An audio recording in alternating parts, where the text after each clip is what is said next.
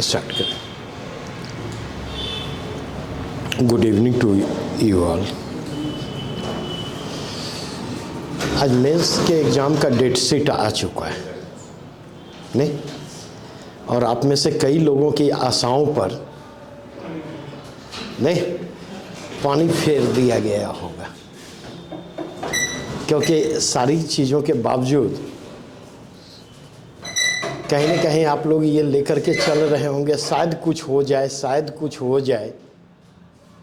क्या वो शायद नहीं था, ये था कि मई में एग्जाम होगा। ये नहीं, मतलब शायद में सारी संभावनाएं जो हैं, शायद में सारी संभावनाएं समाहित होती हैं।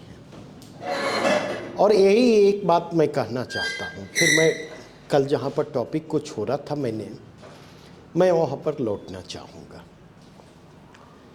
वेरी फर्स्ट डे से, ठीक है, इस मसले पर जो सजेस्ट मैंने आप लोगों को किया, मतलब 13 दिसंबर के बाद से अब तक की बात कर रहा हूं, समझे। अब आप ये लेकर के चलें, उस सजेशन को फॉलो करने में भला था या फिर उस सजेशन को इग्नोर करके आगे बढ़ने में भला था। आज के कंटेक्स्ट में देखें, जो जीएस मैराथन कोर्स है, पॉलिटी आधा समाप्त है, और अगर मैं कहूँ तो 28 तारीख तक जो है पॉलिटी भी समाप्त हो जाएगा, साइंस एंड टेक भी समाप्त हो जाएगा। 2 मेजर सेक्शन पेपर 2 के, ठीक है। 3 सेक्शन हमारे पास बचेंगे मेजर।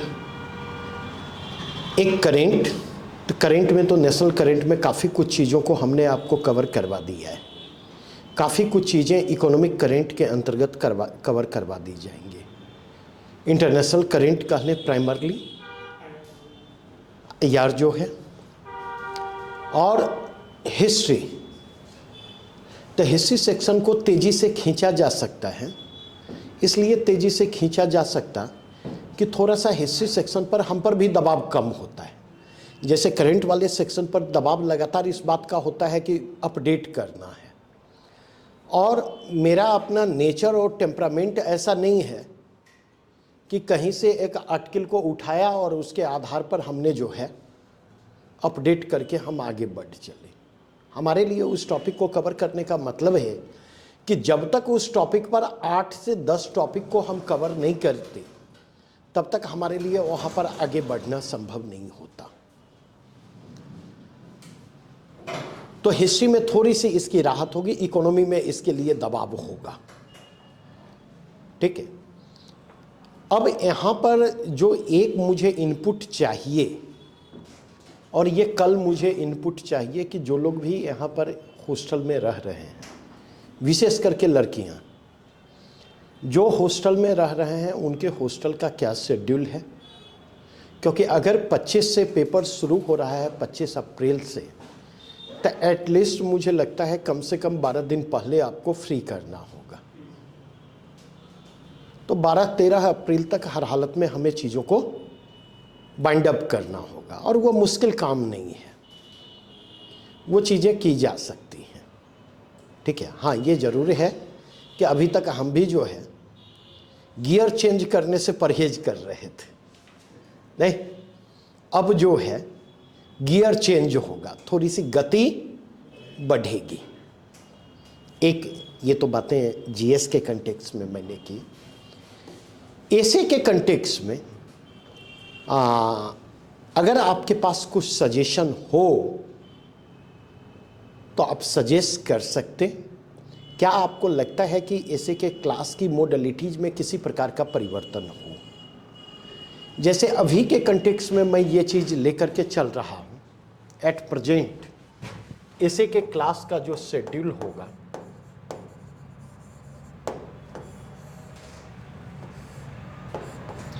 इसको हमें 10th to 12th अप्रैल तक लेकर चलना है,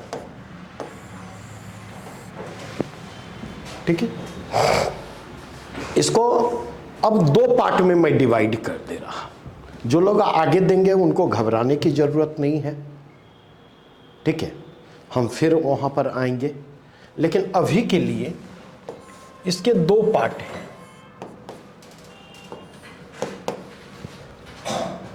ठीक है,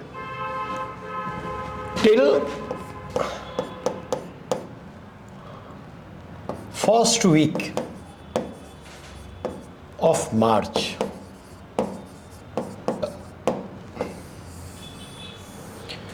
के पहले सप्ताह तक हम उसी अप्रोचेज के साथ आगे बढ़ेंगे जिस अप्रोचेज से अभी चल रहे हैं। उसमें कोई किसी प्रकार का वहाँ पर परिवर्तन हमें नहीं करना है, ठीक है। लेकिन आफ्टर मार्च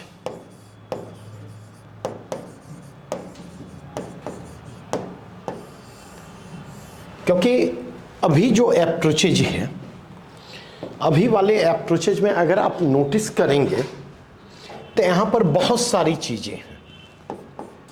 आइडिया,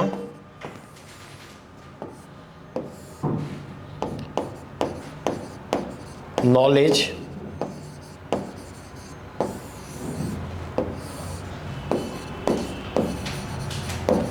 अंडरस्टैंडिंग,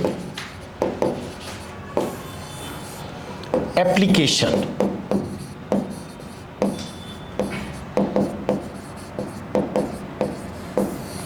अभी इन सारी चीज़ों को हमने लेकर अब तक चलने की कोशिश की और फर्स्ट फेज में इन चीज़ों को हम लेकर आगे बढ़ने की हमारी कोशिश होगी।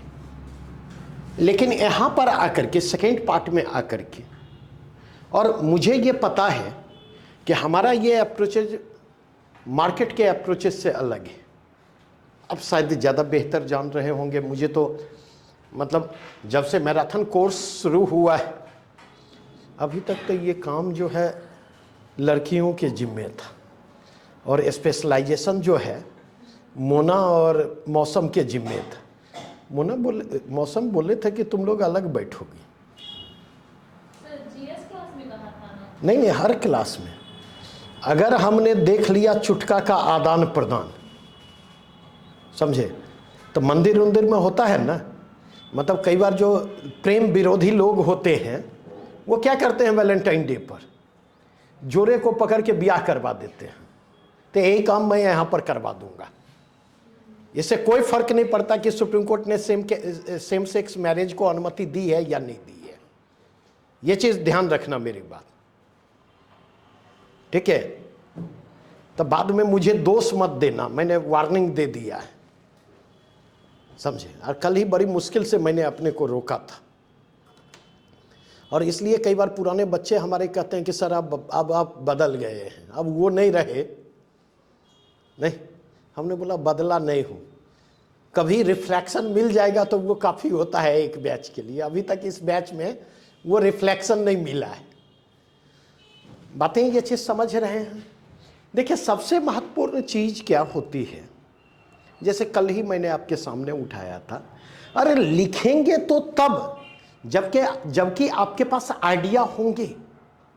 लिखेंगे तो तब जब आपके पास इंफॉर्मेशन होंगे। लिखेंगे तब जब आपके पास ऑब्जर्वेशन होंगे। कल हमने जो पिक किया था, मैं आता हूं 2 मिनट। आफ्टर मार्च हमें क्या करना है, 2 टॉपिक्स जो है पर डे,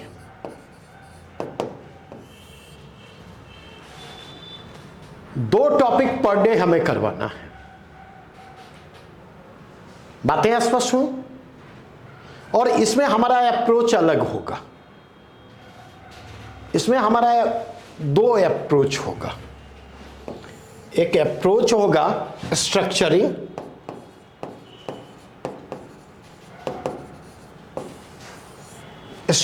का अप्रोच होगा, कैसे स्टार्ट करें, बड़ी पार्ट में किन चीज़ों को डालेंगे और कहाँ पर ले जाकर के हम कंक्लूड करेंगे। और दूसरा इसमें हमारा होगा कि इसमें हमें आपको भी इन्वॉल्व करना है, ठीक है। तो ये स्ट्रक्चरिंग पहले आपके द्वारा और फिर मेरे द्वारा।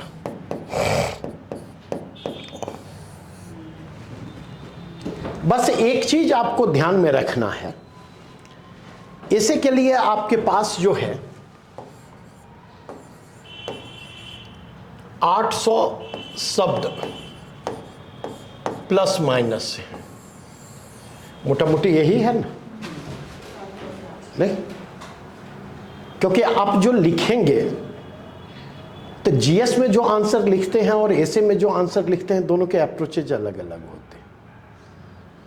एसे के आंसर में सोचने की ज़रूरत होती है, एसे के आंसर में स्ट्रक्चर करने की ज़रूरत होती है, एसे के आंसर में प्लान करने की ज़रूरत होती है, and that is a time taking process.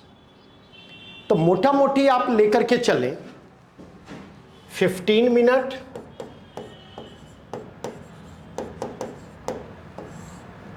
और 45 मिनट्स, 40 से 45 मिनट का समय जो है लिखने के लिए रखा जाएगा और 15 से 20 मिनट का समय स्ट्रक्चर पर खर्च किया जाएगा। और एक बात मैं कह देता, मेरी बात गांठ बांध करके रख लीजिएगा, अगर स्ट्रक्चरिंग पर आपको 15 मिनट की जगह आधे घंटे समय भी देने की जरूरत पड़ती है तो दबाव में मत आइएगा।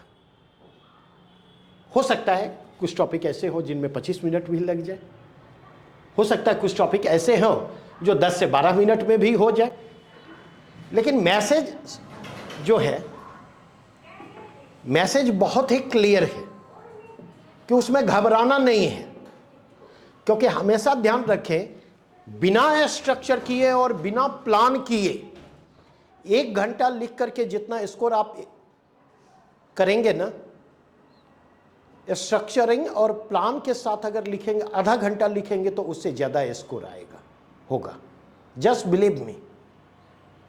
क्योंकि नंबर हम लोग पेज देख करके, जो एग्जामिनर होता है वो पेज देख करके नंबर नहीं देता, जबकि बाहर यही प्रचलित है आज तक मुझे, क्योंकि मैं भी तो आपकी तरह कभी स्टूडेंट रहा, मैंने भी आपकी तरह जो है पेपर दिया है। ऐसा तो नहीं है ना कि सीधे माँ के पेट से पैदा हुआ और आपके सामने खड़ा हो गया। स्कूल से लेकर के, कॉलेज से लेकर के, कॉम्पिटिटिव एग्जाम से गुजरते हुए यहाँ तक पहुँचा हूँ। तो एक धारणा स्टेट पीसीएस के कंटेक्स्ट में क्या है, जितना लिखोगे ना उतना नंबर आएगा। मुझे आज तक ये बात नहीं समझ में आई कि जितना लिखोगे का मतलब क्या है। ऐसा थोड़े है कि यूपीएससी का पेपर होगा तो गति धीमी हो जाएगी और स्टेट पीसीएस का पेपर होगा तो गति, लिखने की गति तेज हो जाएगी, ऐसा नहीं होगा ना।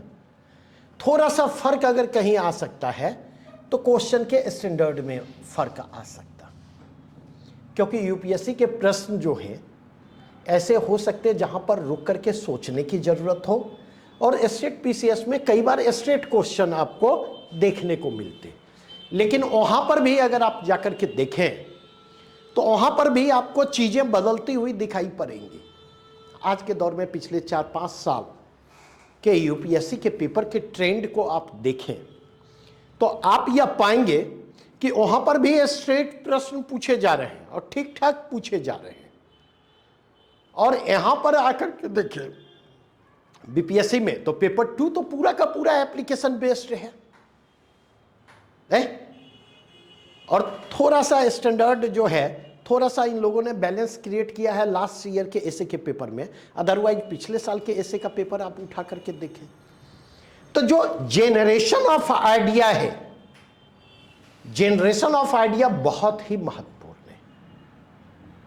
बातें स्पष्ट हुई? इसमें क्या किसी प्रकार का संशोधन चाहेंगे या कोई सुझाव हो तो बतला सकते, मोस्ट वेलकम। हमारी कोशिश होगी हम अपनी स्ट्रैटेजी को रिव्यू करें, हमारी कोशिश होगी हम वहाँ पर आपके साथ, और विशेष करके जो लोग दे रहे हैं। हाँ बताइए बिल्कुल। सेक्शन सी को लेकर सर समस्या आ रही है, क्योंकि पूरा सा क्लास करने के बावजूद भी कंटेंट इतना नहीं होता है कि 200 वर्ड से मतलब लिमिट क्रॉस कर रहा है। पता नहीं सर, सिर्फ मेरे साथ एक और लोग था। कोई टॉपिक बोल दो, सेक्शन सी का कोई टॉपिक, बस उसका मतलब मुझे समझ में आना चाहिए। जैसे सर एकला चलो, हाँ तो एकला चलो पर लिखना है, ठीक है, उसमें सर 800 वर्ड मतलब लिखना है। हाँ मतलब होता है होना ही नहीं, हार्डली 200 से 300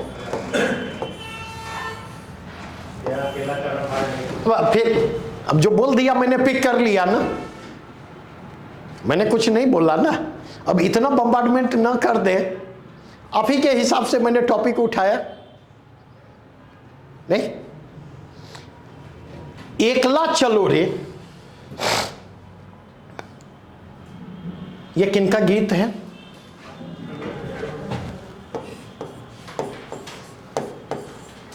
RNT, रविंद्रनाथ टैगोर। नहीं, यहां पर वे किसकी बात कर रहे हैं?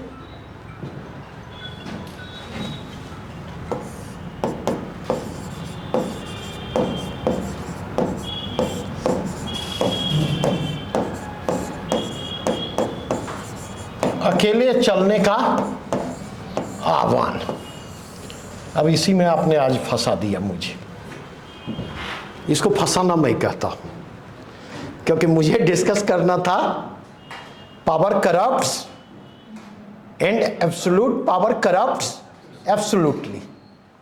सत्ता जो है भ्रष्ट करती है और पूर्ण सत्ता पूरी तरह से भ्रष्ट करती है।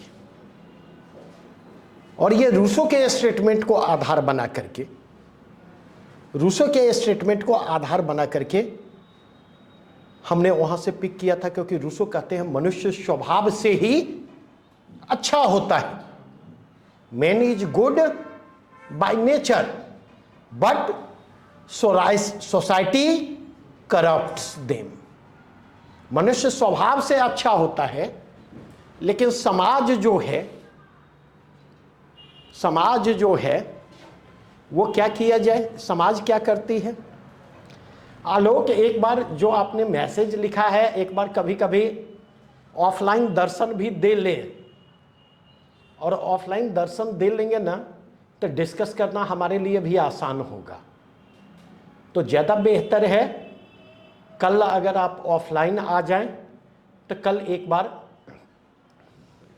जो है सुविधा होगी, उस चीज़ को आमने सामने डिस्कस कर लिया जाए। समझे?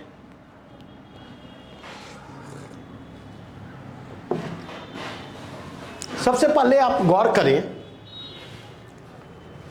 ग्रुप सी में जो ऐसे पूछे जा रहे हैं उसका नेचर क्या होता है?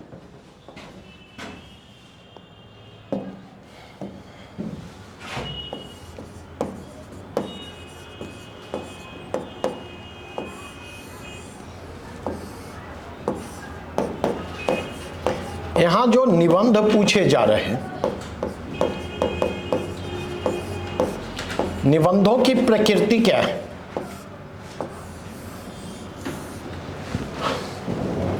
काफी रोशर सर ने आपके साथ डिस्कस किया है,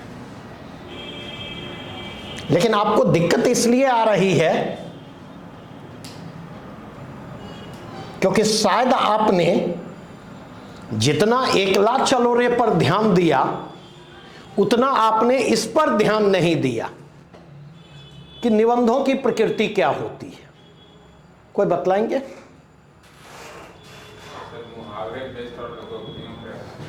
अरे ठीक है, उतनी बात तो हम समझ गए। अगर 2 लाइन में हमें ग्रुप सी में जो नेचर ऐसे पूछे जाते, उसके नेचर को डिफाइन करना हो तो हम क्या कर सकते? उनको निबंधों की श्रेणियों की चर्चा मैंने आप लोगों के साथ की कि निबंधों की कितनी श्रेणियां हैं, किस किस प्रकार के निबंध पूछे जाते हैं। YouTube पर हमारे पूरे डिस्कशन उपलब्ध हैं, उसके कंटेक्स्ट में अब बात करें।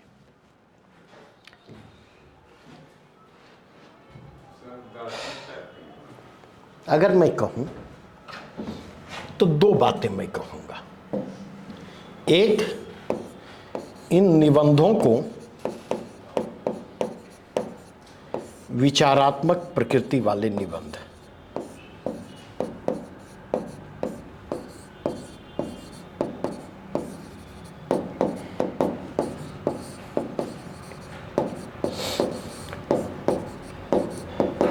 श्रेणी में रखा जाता है।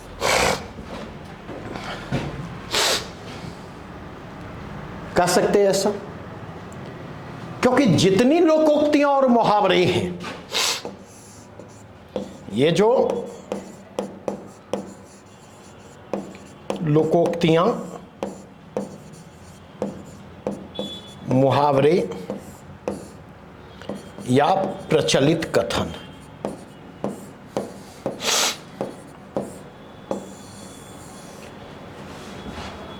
दरअसल ये क्या है? ये विचार सूत्र हैं।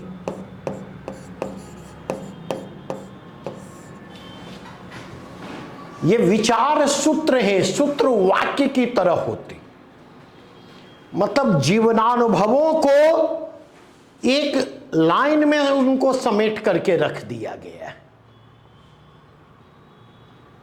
अगर आपने नाम सुना होगा, ये सूत्र वाक्य होते, या थोड़ा सा और स्पष्ट करूं तो ये कंक्लूजन होते। ऐसे कंक्लूजन होते हैं, ये ऐसे कंक्लूजन होते जो ऑब्जर्वेशन पर आधारित होते।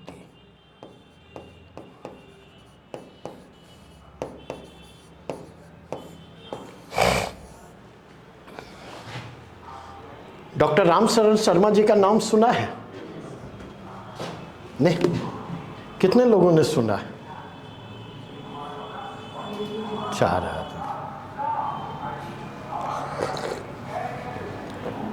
और इसलिए कल कहा था,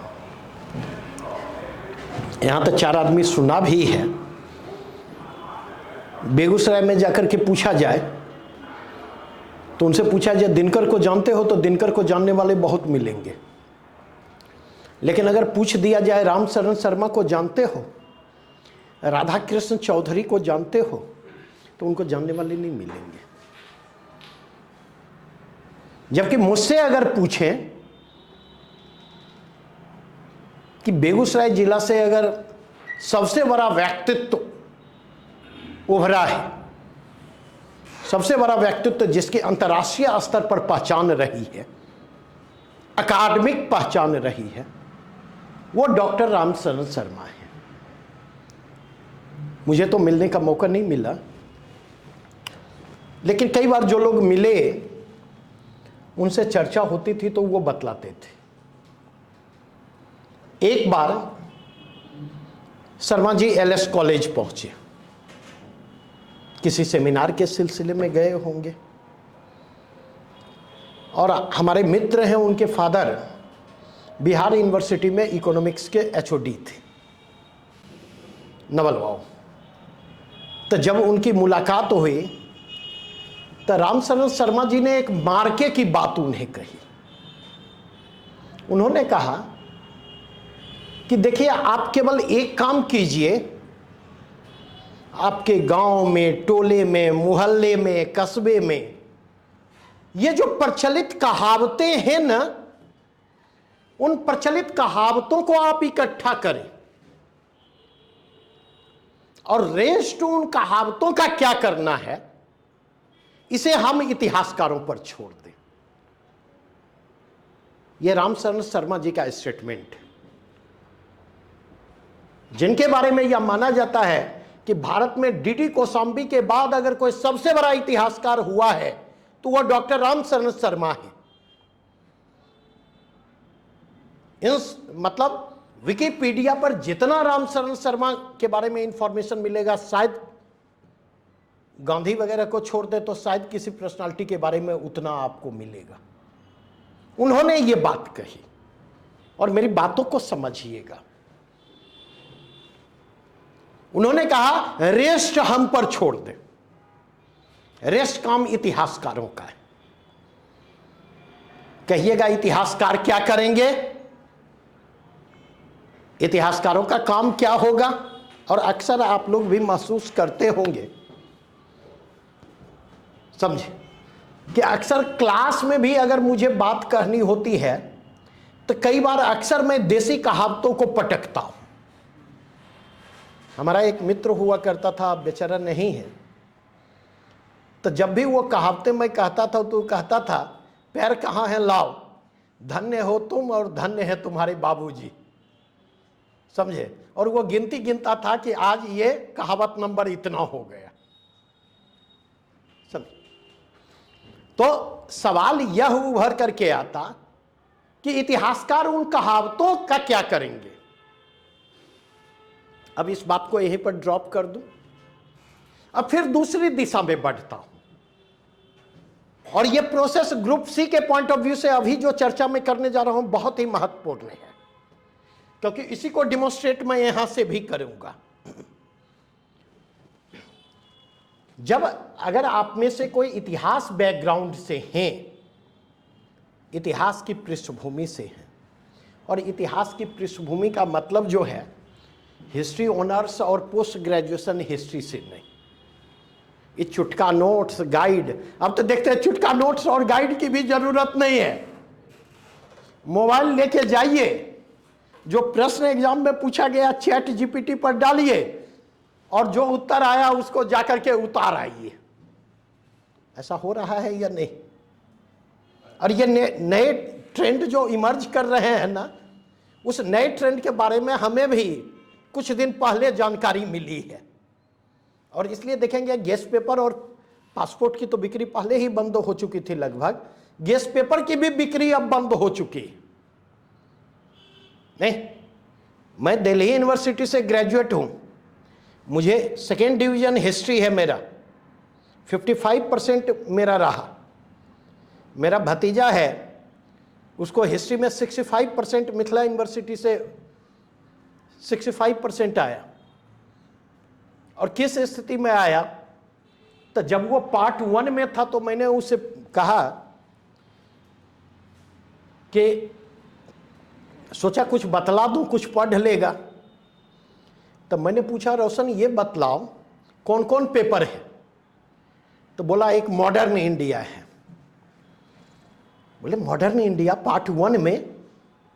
तो उसने कहा हाँ। बोले अच्छा टॉपिक का नाम बतलाओ, उसमें क्या क्या है? तो हड़प्पा है, वैदिक है, मौर्य है, समझे, बौद्ध धर्म, जैन धर्म है। नहीं तो डिग्री देखिएगा तब समझ। तो ये वाली डिग्री और ये वाले हिस्ट्री की बात मैं नहीं कर रहा। जब हिस्ट्री पढ़ने के बारे में बात कर रहा तो मेरा इशारा है जब आपका किताबों से ताल्लुकात हो, जब हिस्ट्री के अच्छे शिक्षकों से ताल्लुकात हो। अब ये भी जो है विरल प्राणी है। अब अच्छे शिक्षक अगर तलाशेंगे तो अच्छे शिक्षक वो हैं जो भारत के टॉप 5 एजुकेटर में नाम रखते हैं, समझे, जिनका क्लास जो है मार धार सेक्स रोमांच से भरपूर हो, फुल एंटरटेनिंग। तो एक हिस्टोग्राफी का स्कूल है जिसको सबअल्टर्न राइटिंग कहा जाता है, सबअल्टर्निस्ट कहा जाता है। बातें समझे? तो ये सबअल्टर्निस्ट कैसे अलग है इसको समझिएगा। तो दरअसल सबअल्टर्निस्ट के पहले जितनी हिस्टोग्राफी थी, नहीं मेनली अगर आप कहें तो हिस्टोग्राफी के 3 स्कूल सबअल्टर्न राइटिंग के पहले इमर्ज करते। मोटा मोटी की बात कर रहा, उनके बीच स्पेसिफिक डिफरेंसेज और सब क्लासिफिकेशन की तरफ मैं नहीं जा रहा। जैसे आधुनिक भारत में जो इतिहास लेखन की परिपाटी पर आप चर्चा करेंगे तो सबसे पहले modern historiography, modern Indian historiography में जो धारा इमर्ज करती है मॉडर्न हिस्टोग्राफी में, वो इंपीरियलिस्ट की है, साम्राज्यवादी इतिहास लेखन। मिल हो गए, स्मिथ हो गए, ये लोग आते हैं उसमें। उन्होंने जो है इंपीरियल इंटरेस्ट को सेंटर में रखा, कॉलोनियल इंटरेस्ट को सेंटर में रखा, और उस कॉलोनियल इंटरेस्ट के कंटेक्स्ट में उन्होंने हिस्ट्री को जो है फॉर्मुलेट करने की कोशिश की। और उनकी हिस्टोग्राफी से गुजरेंगे अगर, तो दो चीज महसूस करेंगे। भारत में जो कुछ बुरा है इसके लिए भारतीय जिम्मेवार है, भारतीय समाज जिम्मेवार है, भारतीय संस्कृति जिम्मेवार है। एक छोटी सी धारा है, उनको छोड़ करके मैं बात कर रहा हूं। और भारत में जो कुछ अच्छा है वो अच्छा कहां से आया? तो वह जो है ब्रिटिश कह ले और लार्जर कंटेक्स्ट में कह ले वेस्टर्न इन्फ्लुएंस का परिणाम है। ठीक है, तो वहां पर सेंटर में सेंट्रिस्टिक अप्रोच उनका था और सेंटर में इंपीरियलिस्ट इंटरेस्ट था। उसकी प्रतिक्रिया में इतिहास लेखन की एक दूसरी धारा इमर्ज करती। कहिएगा आए थे हरिभजन को ओटन लगे कपाट, क्या पूछे और क्या बतला रहे हैं। अब क्या कीजिएगा, यही प्रवृत्ति है मेरी। तो जो राष्ट्रवादी इतिहास लेखन है वह नेशनल इंटरेस्ट को सेंटर में रखता है। ठीक है, और उसका जो अप्रोच होता, भारत में जो कुछ अच्छा है उसका क्रेडिट भारतीयों को जाता है, उसका क्रेडिट भारतीय समाज को जाता है, उसका क्रेडिट भारतीय संस्कृति को जाता है। और जो कुछ बुरा है इसके लिए बाहर वाले जिम्मेवार हैं, चाहे वो बाहर वाले मुसलमान हो, चाहे बाहर वाले अंग्रेज हो या अदर वेस्टर्न पावर हो।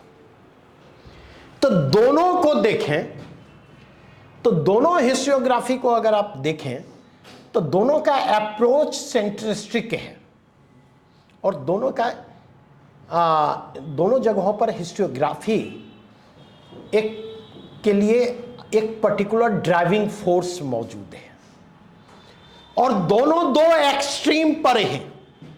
संतुलन का दोनों जगहों पर अभाव है। उसके बाद आप देखेंगे मार्क्सिस्ट आए, नहीं तो मार्क्सिस्ट ने क्या किया, उन दोनों प्रकार की अतिवादिता से हिस्टोग्राफी को मुक्त किया। उन्होंने ऑब्जेक्टिविटी की बात की, लेकिन उनकी भी राइटिंग देखें, उनका भी अप्रोच देखें तो उनकी राइटिंग और उनके अप्रोचेज के सेंटर में आप देखेंगे वो इतिहास के हर घटनाक्रम की व्याख्या इकोसेंट्रिक होकर करते हैं। केंद्र में क्या है? इकोनॉमिक फैक्टर, आर्थिक कारक केंद्र में। तो तीनों केंद्रवादी अवधारणा को लेकर चलते हैं, चाहे वो इंपीरियलिस्ट हो, चाहे वो मार्क्सिस्ट हो, चाहे वो नेशनलिस्ट हो। लेकिन सब अल्टरनेटिस्ट जो है, हिंदी में उनको उपाश्रयवादी कहते हैं और सब अल्टर्न भी इतिहास लेखन भी शब्द यूज में मिलेगा। तो अगर सब अल्टरनेटिस्ट को आप देखेंगे तो वो कहते कोई सेंटर नहीं होता। ये जो सेंट्रिस्टिक अप्रोच था, ये जो सेंट्रिस्टिक अप्रोच था और उस सेंट्रिस्टिक अप्रोच से चीजों को देखने की कोशिश की जा रही थी। अब बातें समझ में आई? इसको कहते हैं केंद्रवादी धारणा।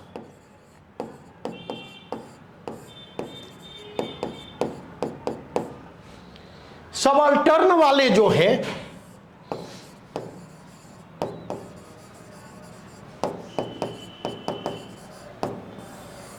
सबअल्टर्निस्ट जो है केंद्र की बजाय किसको महत्व देते? पेरिफेरी को महत्व देते।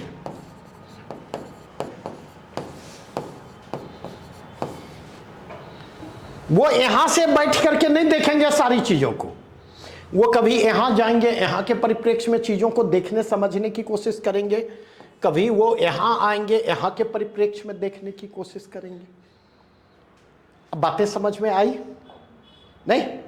और इसीलिए कहा जाता है इनका अप्रोच यूं है, सबअल्टर्निस्ट का अप्रोच।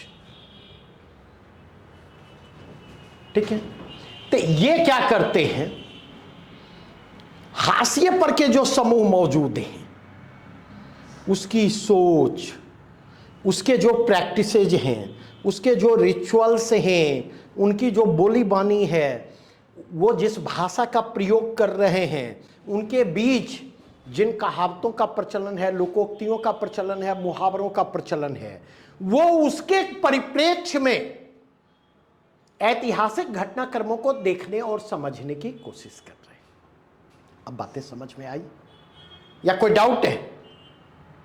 नहीं?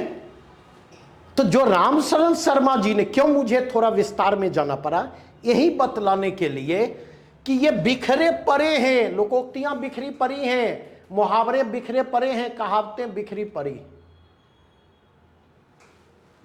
और आप देखेंगे रीजनल टोन में वेरिएशन के साथ और थोड़े बहुत वेरिएशन के साथ वो सेम सेंस कैरी करते दिखाई पड़ते। ऐसा है या नहीं है? नहीं? तो उन्होंने उसके जरिए, रामशरण शर्मा ने, जो मार्क्सवादी इतिहासकार हैं, जो सबल्टर्निस्ट नहीं हैं, उन्होंने उसके परिप्रेक्ष्य में इतिहास को देखने और इतिहास को समझने की बात की। यहां तक बातें स्पष्ट होंगी। अब अगर आप जाकर के अब और उन सारे कहावतों के पीछे देखें, एक छोटा सा एग्जांपल मैं दूंगा।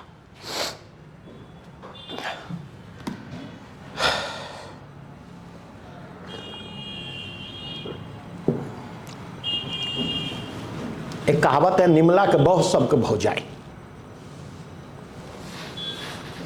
निमला के बहु सबके भौ जाए। और वेरिएशन के साथ, थोड़े बहुत वेरिएशन, रीजनल टोन और शब्दों के वेरिएशन के साथ इस कहावत का पूरे बिहार में आपको प्रचलन दिखाई पड़ेगा। नहीं? अब गौर करें।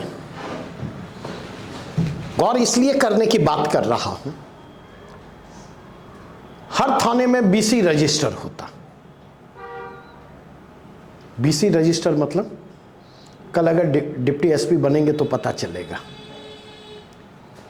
Bad character register. ठीक है? और कोई भी घटना घटती है, अच्छा बीसी रजिस्टर में किनका नाम होगा? गौर करें। कभी आप आलेख पढ़ें, जेल में जो विचाराधीन कैदी हैं, सोशोलॉजिकल पर्सपेक्टिव में उसको इंटरप्रेट करें,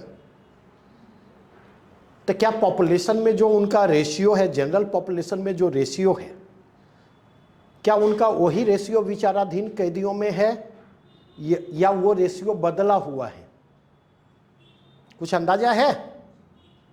जैसे हाशिए पर के समूह, आदिवासी हैं, दलित हैं, ईवीसी हैं, नहीं, अल्पसंख्यक हैं। आप देखेंगे पॉपुलेशन में जो उनका शेयर है और विचाराधीन कैदियों में शेयर देखेंगे तो ह्यूज गैप है। इसका मतलब क्या है? जो मार्जिनलाइज सेक्शन है, जो अपने लिए जस्टिस को इंश्योर कर पाने में की स्थिति में नहीं है, जिसकी न्यायपालिका तक पहुंच नहीं है, जिसकी पुलिस तक पहुंच नहीं है, जिसकी प्रशासन तक पहुंच नहीं है, जिसके पास उतने रिसोर्सेज नहीं है, जिसके पास उतनी जानकारियां नहीं है, जो अपने राइट्स को लेकर अवेयर नहीं है, ऐसे लोग जो हैं, नहीं, जब भी कोई घटना घटती है इलाके में, दबाव पुलिस पर निर्मित होता है, कल आप पर भी दबाव निर्मित होगा, तो क्या करेंगे जानते हैं? बीसी रजिस्टर पलटेंगे और वहां से रेंडमली पिक करेंगे, 4 को पकड़ करके या 8 को पकड़ करके लाएंगे थाने में, और हर थाने में एक डार्क रूम होता है जहां कोई सीसीटीवी नहीं होता। उस डार्क रूम में प्रेम से नाश्ता, पानी, भोजन उसको उपलब्ध करवाएंगे, और उस नाश्ता, पानी, भोजन के क्रम में जहां पर आपको लगेगा कि नहीं ये हो सकता है, उसको पकड़ के अंदर बुक कर देंगे, रेस्ट को छोड़ देंगे। बातें समझ में आई? यही है ना, निमला के बहुत सबको भौ जाए। नहीं? क्या आपको लगता है गांव में जो संपन्न तबका है, संपन्न तबके के घर की जो महिलाएं हैं, गृहिणी हैं, क्या उनसे हर कोई मजाक कर सकता? जो संबंध में है वो भी मजाक करने के पहले 100 बार सोचेगा। लेकिन जो विपन्न तबका है, उसकी बहू है, उसकी बेटी है, उसकी पत्नी है, कोई भी उसके साथ मजाक कर लेता। बातें ये समझ में आई या नहीं?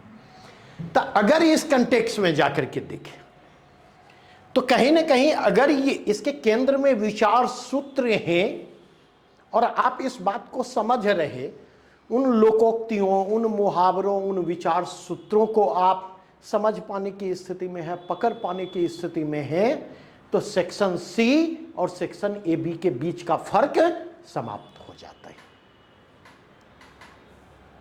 बातें स्पष्ट हुई विपुल जी? ठीक है। एक और चीज यहां पर कहना चाहूंगा।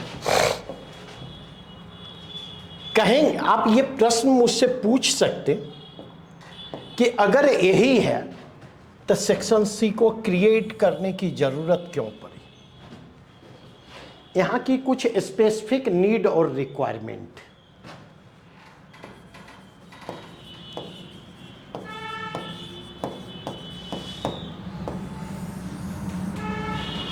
आप लोग लगातार डिमांड करते हैं ना कि डोमिसाइल नीति लागू हो, नहीं तो मुझसे पूछेंगे तो ये डोमिसाइल नीति है।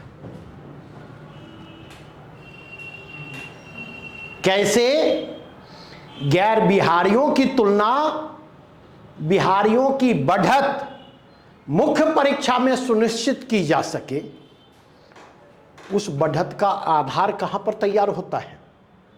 सेक्शन सी में।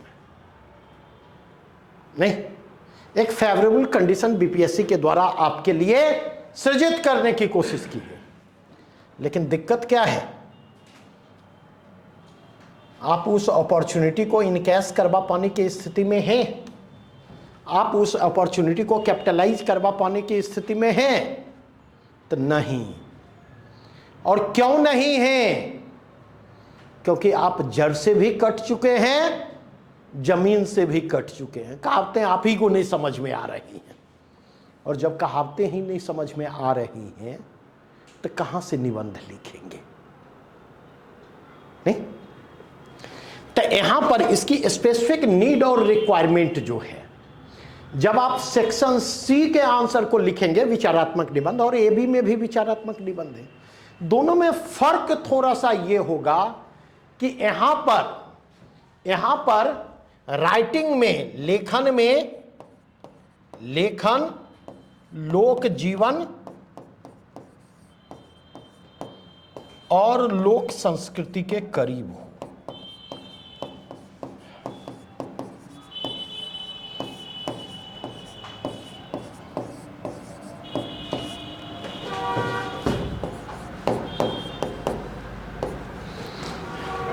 रोशन सर खूब किस्सा सुनाते हैं कि नहीं? और आपको लगता है ये निबंध के बदले जो है टॉपिक का मतलब बतला दिए और पता चला कि किस्से सुना रहे हैं। उन किस्सों की अहमियत है, उन किस्सों की अहमियत है, क्योंकि उन किस्सों की बदौलत ही, उन किस्सों के सहारे ही ग्रुप सी में जो निबंध आप विचारात्मक निबंध लिख रहे हैं, उनको आप लोक का टच देंगे, जिससे उनको आभास मिलेगा आप जड़ से भी जुड़े हुए हैं और आप जमीन से भी जुड़े हुए हैं। बातें स्पष्ट हुई या कोई डाउट है इसमें? तो वो ऐसे नहीं है। जो लोग इस बार दे रहे हैं उनके पास विकल्प नहीं के बराबर है या सीमित विकल्प है। लेकिन जिनको आगे देना है, 17वीं के बाद की बात कर रहा हूं, उन्हें मैं सजेस्ट करूंगा आंचलिक कहानियां और आंचलिक उपन्यास, आंचलिक कहानियों और आंचलिक उपन्यासों की अहमियत को समझें। आंचलिक कहानियों और आंचलिक उपन्यासों को पढ़ने की आदत डालें। वहां से आपको ग्रुप सी के निबंधों को लिखने के लिए जो माल मटेरियल चाहिए, वो माल मटेरियल एक वहां से मिलेगा, और दूसरा आप जितने अच्छे ऑब्जर्वर हैं घर से लेकर अपने ग्रामीण सामाजिक पारिवारिक परिवेश, सांस्कृतिक परिवेश तक से आप, धार्मिक परिवेश तक से आप जितने जुड़े हुए हैं और जितने बेहतर आप ऑब्जर्व करते हैं, उतना ही माल मटेरियल यहाँ पर इसको रिस्पॉन्ड करने के लिए आपको मिलेगा। बातें स्पष्ट हुई या नहीं? ये तो सर उनके लिए हो गया, जो इस बार दे रहे हैं उनके लिए। अब नंगा नहाएगा क्या, निचोड़ेगा क्या? अब जितना दिया गया जितना दिया गया उसको समेटने की कोशिश कीजिए। जैसे अभी जितनी बातें कर रहा हूं मैं, कितने लोगों के हाथ चल रहे हैं, जबकि सारा माल मटेरियल मैंने दे दिया आपको। ग्रुप सी के निबंध को रिस्पॉन्ड करने का क्या अप्रोच होना चाहिए, सारा कुछ मैंने आपके साथ डिस्कस कर दिया। समझे? आजकल रोशन सर क्लास लेते हैं तो आपका प्रेजेंस घट जाता है, लगता है वो किस्सा कहानी तो हम जानवे करते हैं। सबके अपने अपने परसेप्शन है, सबके अपने अपने मिसपरसेप्शन है, नहीं। लेकिन मैंने जो बात कही एक पूरे के पूरे तार्किक परिप्रेक्ष्य में आपके सामने बात रखी। अब मैं टॉपिक पर आ जाऊं।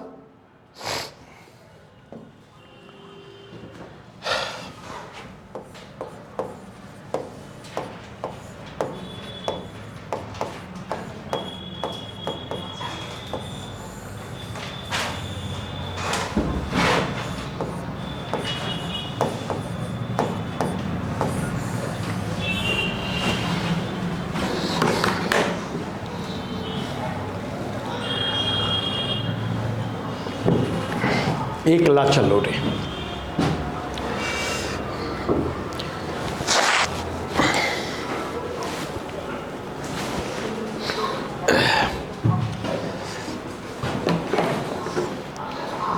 सवाल उठता, यहां अकेले चलने की बात हो रही है, नहीं?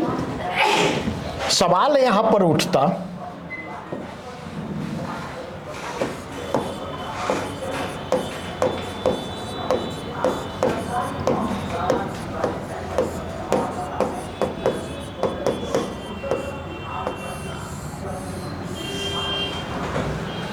अकेले चलने की बात।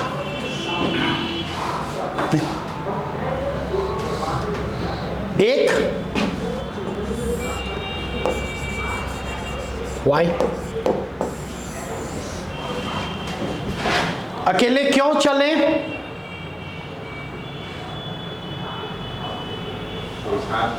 नहीं। और दूसरा, अकेले चलने के खतरे क्या हैं?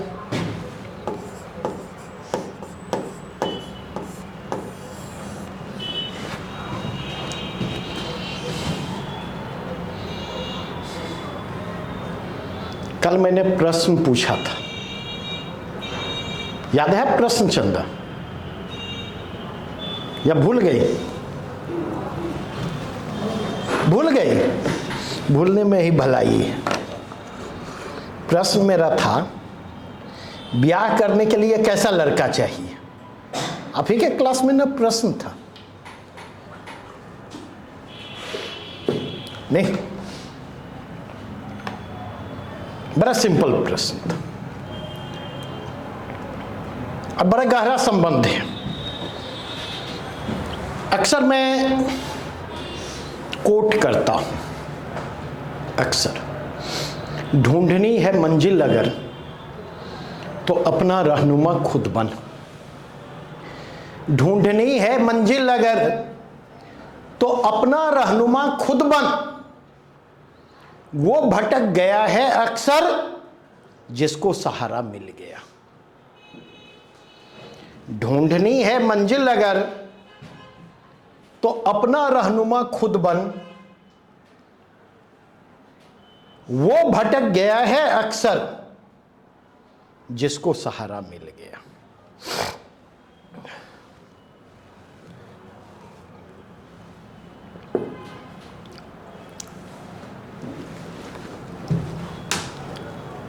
इसका मतलब समझ में आया?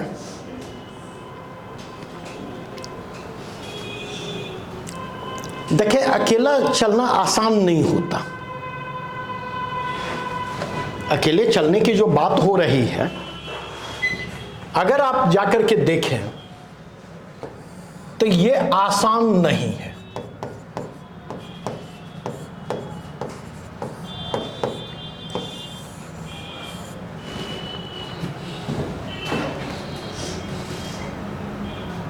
है आसान? क्यों आसान नहीं है? क्योंकि अकेले चलने में अगर आप देखें मुश्किलें हैं।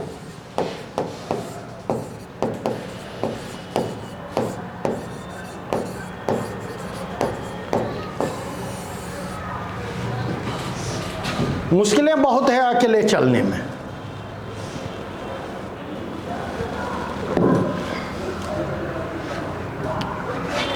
संघर्ष बहुत है।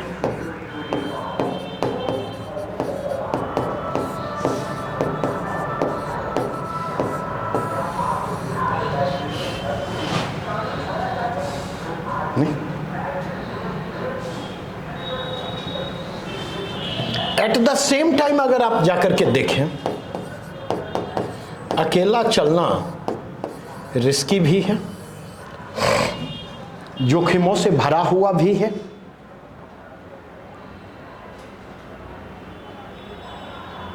नहीं,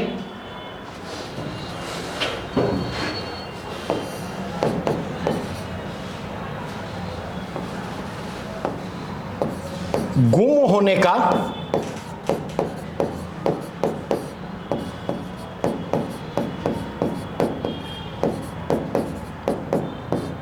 खो जाने का खतरा, गुम हो जाने का, खो जाने का खतरा यहां पर होता।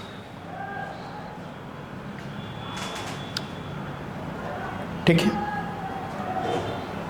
यह खतरा यहां पर मौजूद होता। अंग्रेजी का एक प्रोवर्ब है, victory has 1000 fathers, victory has 1000 fathers, but failure is an orphan.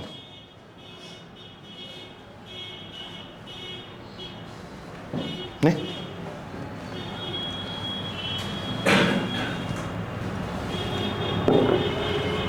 ठीक है। और बड़ी अच्छी बात आलोक जी ने कही, एक कहावत भी है, लीक लीकते लीक चले। ये भी लिख लें, इन सब की इसमें उपयोगिता होगी। ये ऐसे नहीं बोल रहा, लीक लीकते लीक चले,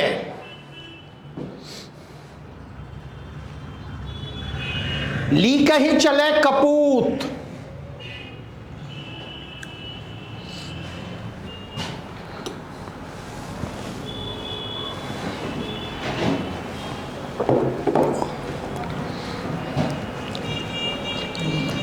लीक लीकते लीक चले, लीक ही चले कपूत, लीक छाड़ तीन ही चले,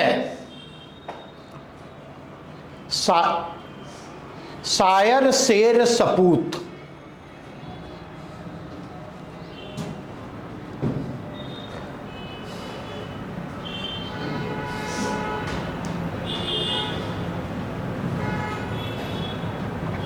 शायर शेर सपूत, ठीक है। यूनिवर्सिटी में हम लोगों के टीचर थे कुमार संजय सिंह, उनके भाई जो है CISF में थे। तो एक बार जब भारत भ्रमण पर निकले तो इस क्रम में पटना भी आना हुआ। अब किशोर कुणाल जी नहीं रहे। हम लोग जब छोटे थे 80 के दशक में, तो बिहार के 2 IPS अधिकारी काफी चर्चित हुआ करते थे, DN गौतम, किशोर कुणाल, और उनके पहले वाली पीढ़ी में रामचंद्र खान काफी चर्चित हुआ करते थे। तो वो मिलने के लिए पहुंचे कुणाल जी से। उन्होंने कहा कि सर, आपके बारे में सुन सुन के मैं बड़ा हुआ, तो बहुत दिनों से इच्छा थी आपसे मिलूं और आपका आशीर्वाद दूं। कुणाल सर ने इसका जवाब दिया कि देखो बेटा, आज देने के लिए तुम्हें देने के लिए हमारे पास कुछ नहीं है, सिर्फ एक बात कहूंगा, सिर्फ एक बात। और वह बात क्या थी? उन्होंने कहा कि देखो, तुम जहां पर हो ना, वहां से दो रास्ते फूट रहे हैं। एक रास्ता जो है, एक रास्ता जो है 4 लेन 6 लेन है, ठीक है, जिस पर चलोगे ना सरपट दौड़ोगे, जिंदगी की तमाम खुशियां तुम्हारा इंतजार कर रही होंगी, सारे सुख, सारी सुविधाएं तुम्हारे पास उपलब्ध होंगी। बस एक चीज नहीं होगा, और वो क्या नहीं होगा? तो सुकून तुम्हारे पास नहीं होगा। सुकून तुम्हारे पास नहीं होगा। एक दूसरा रास्ता है, ये रास्ता बना बनाया है, कल प्रशासन में आप भी जाएंगे तो ये चीजें आपके सामने भी आएंगी। जहां भी जाएंगे एक फिक्स परसेंटेज होगा। अगर प्रशासनिक अधिकारी बनेंगे, बीडीओ बनेंगे, एसडीओ बनेंगे, कल के डेट में प्रमोट होकर के डीएम बनने का मौका मिलेगा, डीडीसी बनने का मौका मिलेगा। स्मूथली सिग्नेचर करते जाइए और आपका परसेंटेज आप तक पहुंचता चला जाएगा। परसेंटेज को रखते चलिए और उसका एक हिस्सा अपने ऊपर वाले को पहुंचाते रहिए। और एक दूसरा रास्ता है जो उबड़ खाबड़ है, कंकरीला है, कंकर पत्थर उस पर बिखरे पड़े हैं। उस रास्ते पर जब चलोगे ना, वो रास्ता बना बनाया नहीं है, रास्ता तुम्हें खुद बनाना पड़ेगा। वो रास्ता बनाना पड़ेगा। और उस रास्ते पर जब तुम चलोगे तो बहुत दूरी तय नहीं कर पाओगे। जिंदगी की तमाम मुश्किलें तुम्हारा इंतजार कर रही होंगी, तमाम मुश्किलें। नहीं, बीवी भी कहेगी कि अगर यही करना था तो समाज सेवा करते, ब्याह क्यों किए। बच्चा भी कहेगा कि अगर नहीं संभलता था तो बच्चा पैदा क्यों किए हमको। सारी चीजें सुनने पड़ेंगे, लेकिन सारी चीजों के बीच एक चीज आपके पास होगा, और वो क्या होगा पता है? सुकून। जब पीछे मुड़ के देखेंगे ना, तो सेंस ऑफ अचीवमेंट आपके भीतर होगा कि ये रास्ता किसी और ने नहीं बनाया है, ये रास्ता मैंने खुद बनाया है। और यह जो सेंस ऑफ सेटिस्फैक्शन है, ये जो संतुष्टि का एहसास है, यह संतुष्टि का एहसास आपको आपकी जिंदगी की सार्थकता का एहसास दिलाएगा। चुनना आपको है, दो में से किसको चुनना चाहते हैं। Choice is yours. हाँ, निर्णय लेने के पहले, ये मेरा सजेशन आपसे है, निर्णय लेने के पहले जितना सोच विचार करना हो, निर्णय लेने के बाद पश्चाताप मत कीजिएगा। सब अभी लास्ट वीक हमारी दिल्ली में मुलाकात हुई एक मित्र से, तो चर्चा जब चली तो उन्होंने कहा कि सर्वेश जी, अगर थोड़ा सा आप अपने आप को बदल लीजिए ना, बाजार के हिसाब से अपने को ढाल लीजिए, तो फिर बहुत चीजें आसान हो जाएंगी। समझे?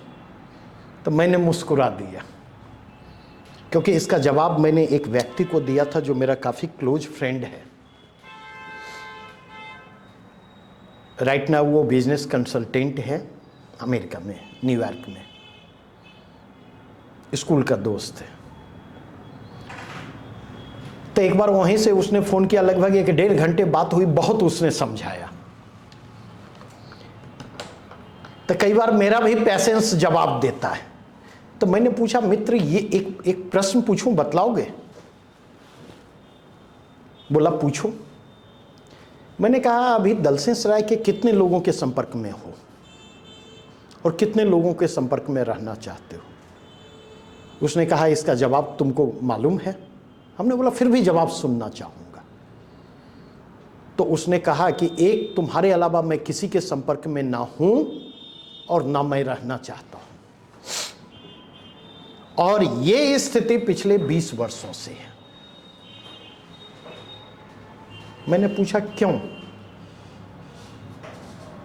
जिस बदलाव की बात तुम कर रहे हो, अगर मैं बदल जाता तो आज हमारे तुम्हारे संबंध रहते। मेरे इस प्रश्न का कोई जवाब नहीं था उसके पास। मेरे इस प्रश्न का कोई जवाब नहीं था। अरे कितनी अब उम्र हो गई, 50 प्लस का हो चुका, कितना दिन और जीऊंगा? अगर प्रोडक्टिव लाइफ की बात करूं, नहीं, मैक्सिमम 15 साल।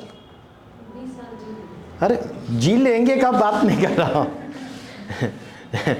दिल से सोचना आप लोगों का काम है, मैं दिमाग की बात कर रहा हूं। अधिक से अधिक 65 प्लस माइनस 2-4 साल पहले प्रोडक्टिव लाइफ से दूर चला जाऊं, या वो 65-70 हो जाए, यही ना होगा, या इससे ज्यादा का फर्क आएगा? नहीं, तो जब इतना समय गुजार लिया तो दिक्कतें 5 से 7 साल की और है। बच्चे सेटल हो गए, बच्चे की अपनी जिंदगी शुरू हो गई, उसके बाद करना क्या है?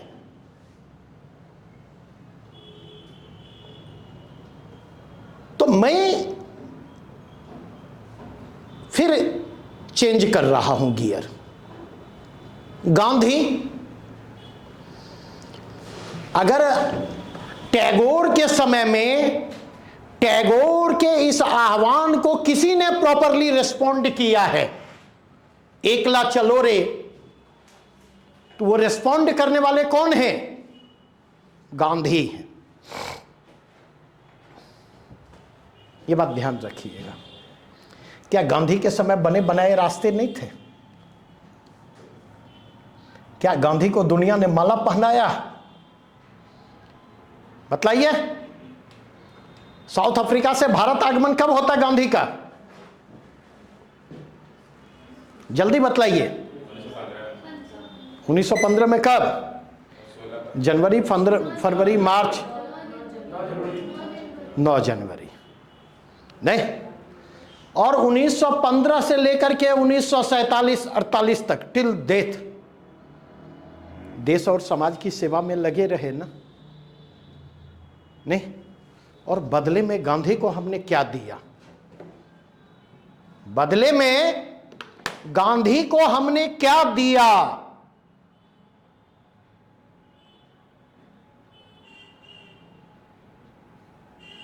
दनादन 3 गोलियां दी।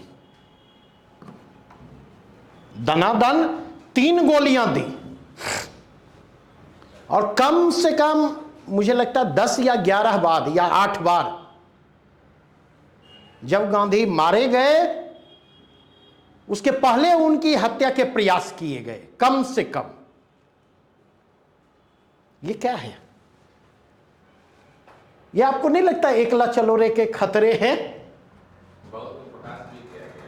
अरे किया गया कह रहे हैं, अरे किया जा रहा है। गांधी मत बनो, गांधी मत बनो, मजबूरी का नाम महात्मा गांधी। आपको नहीं लगता ये अकेले चलने के खतरे हैं? लेकिन काम बिगाड़े 3, अगर मगर लेकिन। लेकिन आइंस्टीन ने किसके बारे में कहा कि आने वाली पीढ़ियां सहसा ये विश्वास नहीं करेगी कि हार मांस का यह पुतला भी कभी पैदा हुआ था। किसके बारे में कहा? गांधी के बारे में कहा। दुनिया में अगर आप जितने बड़े व्यक्तित्व हुए, अगर आप जाकर के देखें तो दुनिया के विभिन्न हिस्सों में भारत को रिप्रेजेंट करने वाले और भारत की ओर से जाने जाने वाले कौन हैं सबसे ज्यादा? महात्मा गांधी। दुनिया के कितने देश होंगे, दुनिया के कितने देश होंगे जहां पर गांधी के स्टैच्यू होंगे? जब भी कोई वैसा संकट उत्पन्न होता, गांधी और गांधी के अहिंसा की याद की जाती। नहीं तो ये अकेले चलने के क्या हैं? फायदे हैं। ये अकेले चलने के फायदे हैं। नहीं, जबकि रियलिटी क्या रही? 1915 से लेकर टिल डेथ और पूरे राष्ट्रीय आंदोलन के दौरान अगर आप जाकर के देखें, तराजू के एक पलड़े पर गांधी की मौजूदगी रहती है, दूसरे पलड़े पर लोग आते रहते हैं, जाते रहते हैं, लेकिन एक पलड़े पर गांधी मौजूद रहे। और बहुत मत जाइए दूर, बहुत दूर जाने की जरूरत नहीं है। आजादी के बाद के परिदृश्य में आकर के देखें। नहीं, नेहरू के बाद भारत के जितने प्रधानमंत्री हुए, उनकी कोशिश क्या रही? नेहरू बन जाने की कोशिश रही। नेहरू वाले कद को हासिल करने की कोशिश रही। नेहरू वाले इंटरनेशनल स्ट्रेटा को डेवलप करने की कोशिश रही। हर किसी ने नेहरू बनने की कोशिश की, लेकिन कोई नेहरू बन पाया? कोई नेहरू नहीं बन पाया। दरअसल आप इस बात को समझें, ये जो अकेला चलने की बात,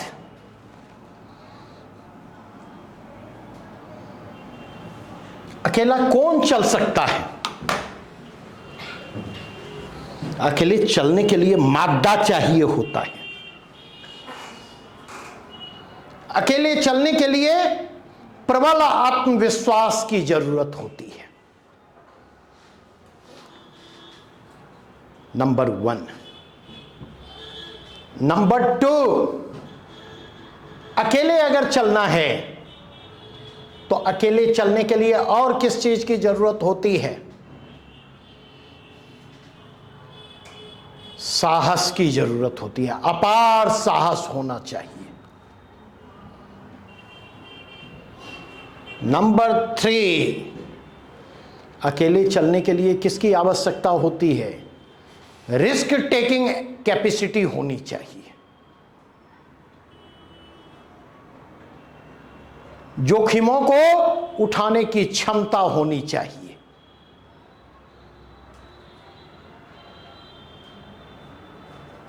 नहीं, क्योंकि अकेले अगर आप चल रहे हैं तो असफल होने की संभावना भी ज्यादा है, असफलता के खतरे भी ज्यादा हैं, पहचान के खो देने के खतरे भी। अगर आप असफल हैं तो पहचान भी आप खोएंगे। Nothing succeeds like success. Nothing succeeds like success.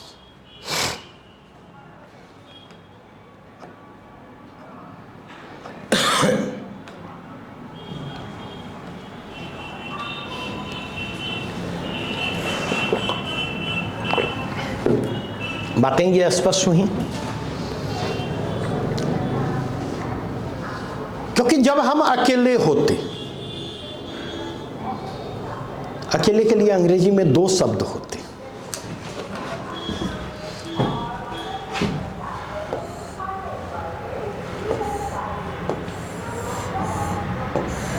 दो शब्द होते, एलोन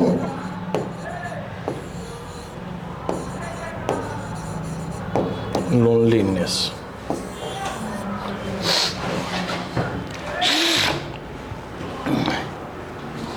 फिर ठेठी में एक कहावत है, कानी गाय के भिन्ने बथान। सुनिए कहावत, कानी गाय के भिन्ने बथान। या एक और कहावत है, और ये सब लिखते चलिए, वो चेहरा मतलब ये बतलाने के लिए नहीं कह रहा हूं कि मतलब ये कहावत भी मैं जानता हूं। बार बार मैं कहता हूं, मैं रथ का टूटा पहिया हूं, मुझे फेंको मत। कौन जाने इतिहास की सामूहिक गति के सहसा मंथर पर जाने पर सच्चाई टूटे हुए पहिए का सहारा ले। नहीं, और एक और कहावत है, गोनू लखे गांव बता, गांव लखे गोनू बता। गोनू लखे गांव बता, गांव लखे गोनू बता।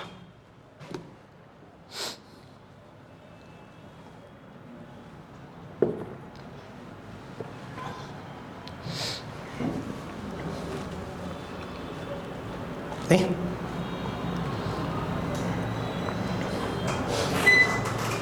अब है क्या, ये तो एक पक्ष हुआ। दुकेला या बहुकेला चलने के खतरे क्या होते?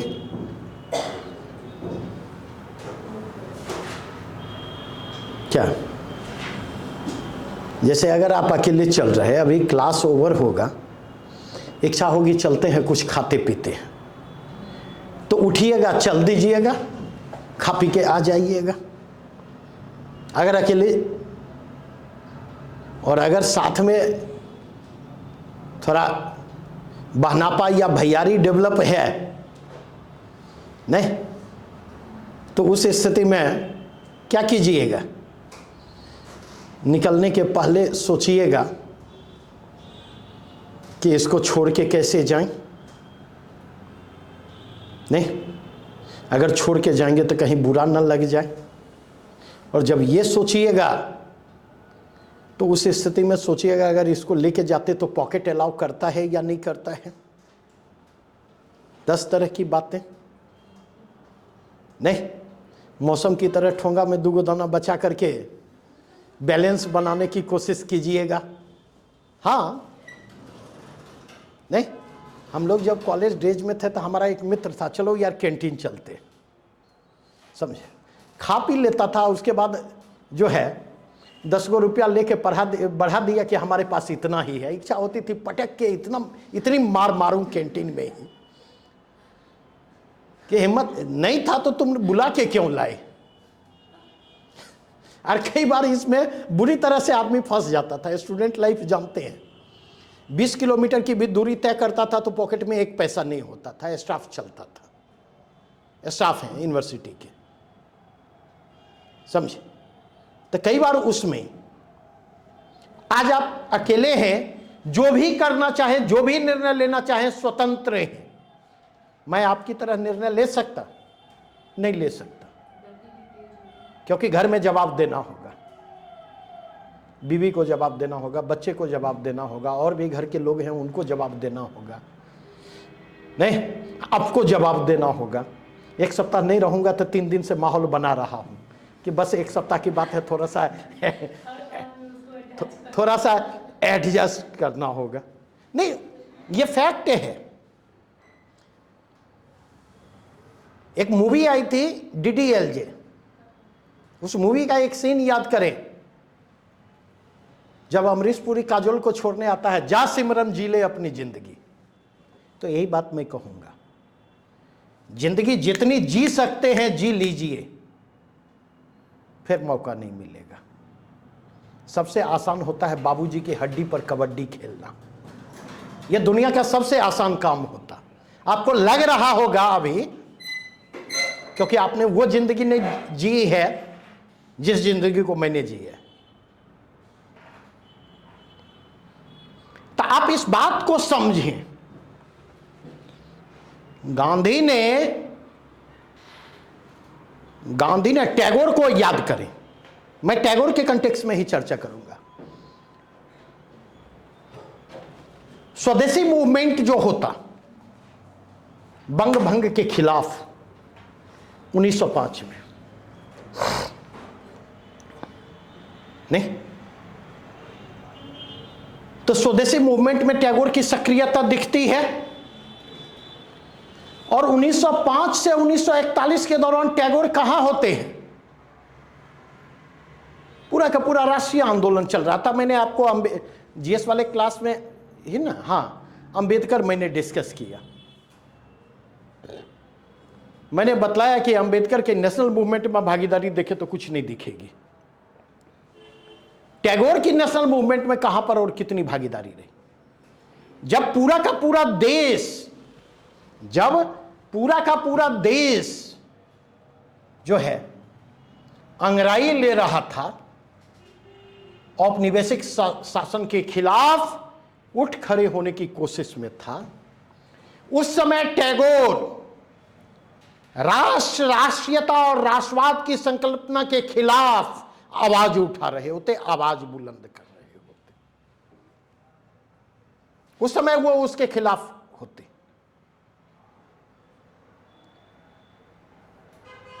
असहयोग आंदोलन, और असहयोग आंदोलन के दौरान विदेशी वस्त्रों की जो होली होती है, टैगोर होना आसान नहीं है, गांधी होना आसान नहीं है। आप इस बात को समझें, वह आसान नहीं है। लालू यादव होना आसान नहीं है। आप किसी दूसरे लालू को पैदा करके बतला दें, आप किसी दूसरे नीतीश कुमार को पैदा करके बतला दें, आप सहमत हो या आप असहमत हो, अकेले चलने का मादा उस व्यक्ति में था, और अकेले चलने का मादा जिस व्यक्ति में होगा, हाँ रविशंकर, बाबूजी की हड्डी पर कबड्डी खेलना यह भी काम आ सकता है ऐसे में।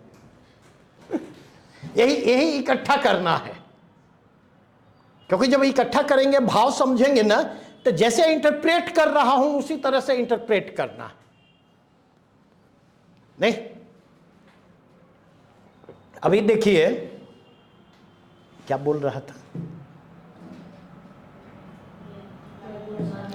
ये जो लोग हैं अकेला चलने वाले, उनकी एक खासियत होती है, either you will love him or her, or hate him or her, but you don't ignore him or her. आप उससे प्यार कर सकते हैं, आप उससे नफरत कर सकते हैं, आप उसको इग्नोर नहीं कर सकते।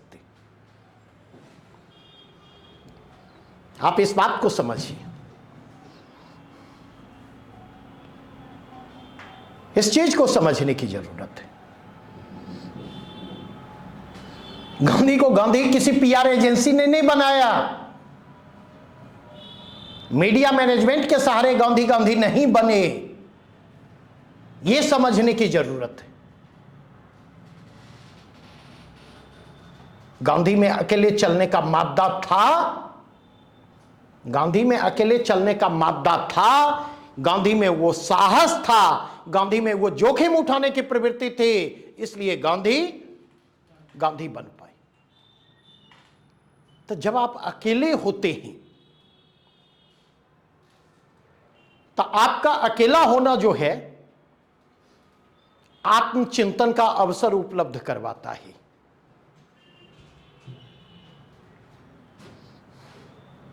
सेल्फ को इवैल्यूएट आप करते हैं, आत्मावलोकन करते, सेल्फ को रिव्यू करते, सेल्फ को इवैल्यूएट करते, आत्म मूल्यांकन करते।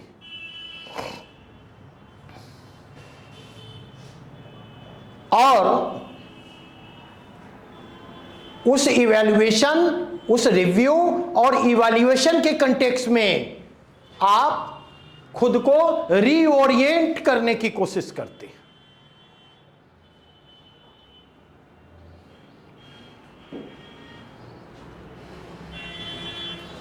नहीं,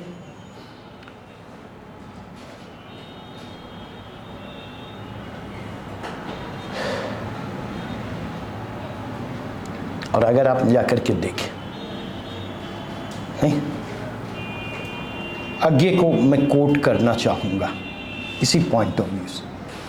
मतलब गांधी अगर बुद्ध बनने की कोशिश करते, हमारे जो वर्तमान प्रधानमंत्री जी हैं इसको अन्यथा नहीं लेंगे, हमारे वर्तमान प्रधानमंत्री जी की सीमा क्या है?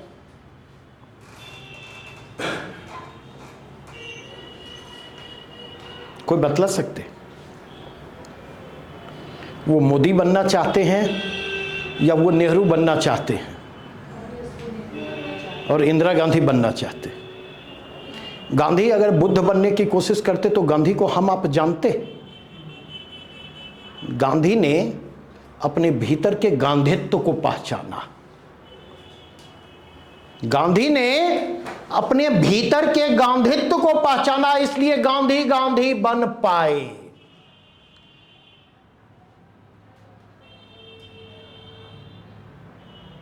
आपको या हमें किसी के जैसा होने की जरूरत नहीं है,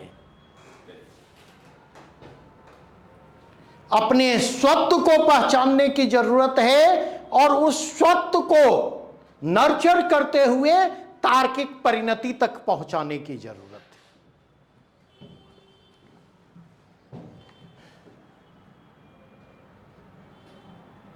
आगे की एक कविता है असाध्य वीणा। आगे की कविता है असाध्य वीणा।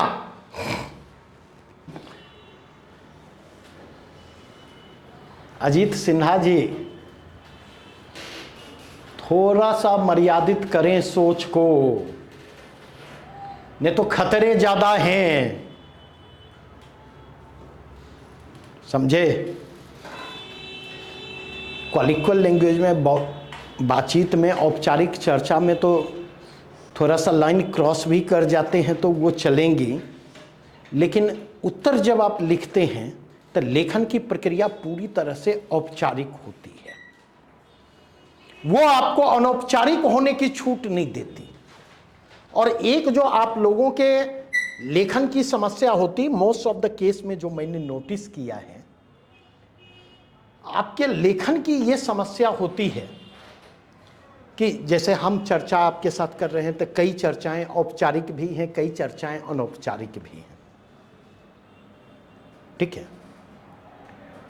तो अनौपचारिक चर्चा जो होती है उससे कनेक्ट करना आसान होता है, और जब आप कनेक्ट करते हैं तो चीज़ों को समझ पाना क्या होता है? चीज़ों को समझ पाना आसान होता है, नहीं? उसकी उपयोगिता, उसकी प्रासंगिकता और उसका महत्व वहीं तक है। जब आप लेखन के क्षेत्र में उतरेंगे तो वहाँ पर आपको औपचारिकता का ध्यान रखना होगा।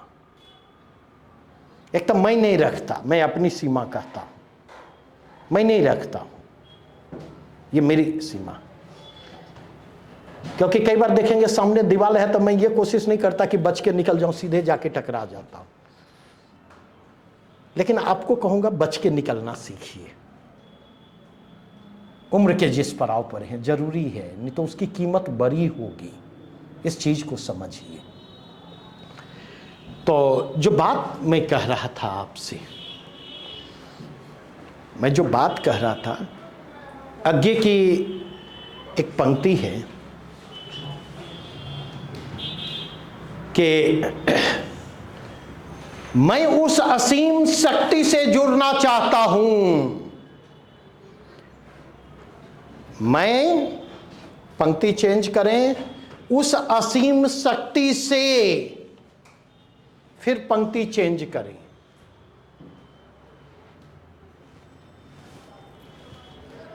जुड़ना चाहता हूं, पंक्ति चेंज करके, फिर चेंज करें, अभिभूत होना चाहता हूं।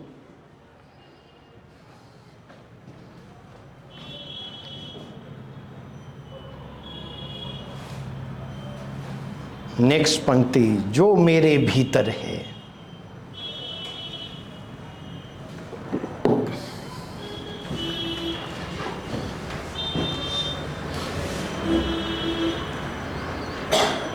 नहीं?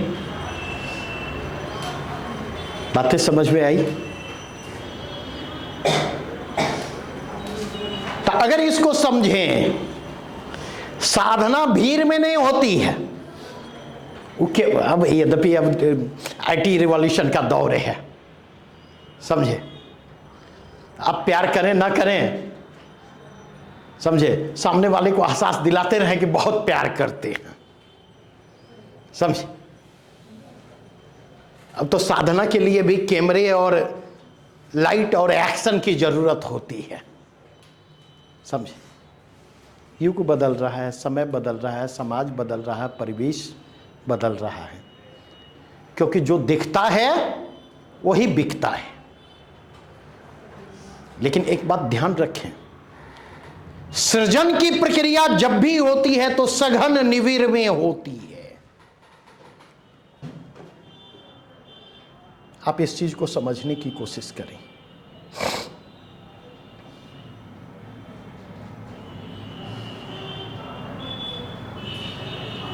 निविड़ से, हाँ, मतलब घने अकेलेपन में होती है। निविड़ का मतलब वन है, तो इशारा उसकी तरफ है। घने अकेलेपन में होती है, इशारा अकेलेपन की ओर है।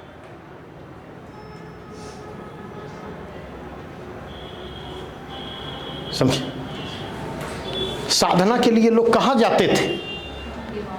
संन्यास आश्रम के बारे में सुना होगा। अभी भी कभी मौका मिले तो अभी भी जाइए, ऋषिकेश की तरह जाइए।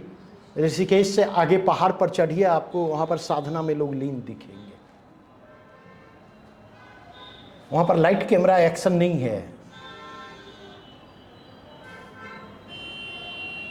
मेरी बातें समझ रहे हैं या नहीं? तो ये जो मैंने यहां पर बात कही, एलोन और लोनलीनेस में अंतर है। यहां पर जिस एकला चलो की बात हो रही है वो लोनलीनेस नहीं है। लोनलीनेस तो 10 आदमी के बीच भी आप अकेला महसूस, दिनहीन महसूस अंदर से कर सकते। मन में भाव आएगा, कोई होता जिसको अपना हम अपना कह लेते यारों, पास नहीं तो दूर ही होता, लेकिन होता मेरा अपना। ये तो जिंदगी में जो है, जब हम आगे बढ़ते हैं तब समझ में आता है। कसमें वादे प्यार वफा वादे हैं, इन वादों का क्या, कोई किसी का नहीं है होता, रिश्ते नाते बंधन का क्या। समझे। यहां मैं लोनलीनेस की बात नहीं कर रहा है। यहां जिस अकेले होने की बात की जा रही है, वहां एलोन की बात हो रही है। बातें ये स्पष्ट हुई या नहीं? विपुल जी, तो आप कहते हैं शब्द ही नहीं है। हाँ? सोचिएगा, इसमें कितनी बातें आप नहीं जानते थे। हाँ, अधिकांश जानते थे। तो इसका मतलब क्या है? आपने ग्रुप सी को अलगा लिया और मान लिया बड़ा मुश्किल है, बहुत मुश्किल है। जो इसलिए मैंने इनिशियली जो जिस तरीके की आपके साथ चर्चा की, देखिए तो चीजें वही हैं या अलग हैं? बस ये है, मेरा लिमिटेशन है। मेरा एक लिमिटेशन ये है नहीं कि कई बार रोशन सर से ईर्ष्या मुझे होती है, समझे। इस बात को, क्योंकि उनमें जो लोक वाला टच है वो मुझ में क्यों नहीं है। मैं क्यों नहीं लोक से उतना कनेक्टेड हूं, लोक जीवन से, लोक संस्कृति से जितना वो कनेक्टेड है। पर क्या कीजिएगा, हर किसी को मुकम्मल जहां नहीं मिलता, किसी को जमी तो किसी को आसमान नहीं मिलता। लगता है सब चीज मुझे ही मिल जाएगा, तो औरों के लिए भी कुछ बचना चाहिए ना। बोलिए, ये मेरी बात समझ में आई या नहीं आई? तो यही कंटेक्स्ट है।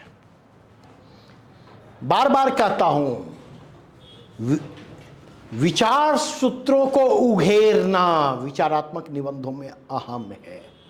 कितने आयाम खोल रहे हैं आप, और कितने दृष्टांत आपके पास हैं जिसके सहारे भिन्न भिन्न आयामों को दर्शा पाने की स्थिति में हैं, और उनके जरिए कनेक्ट कर पाने की स्थिति में हैं टॉपिक से।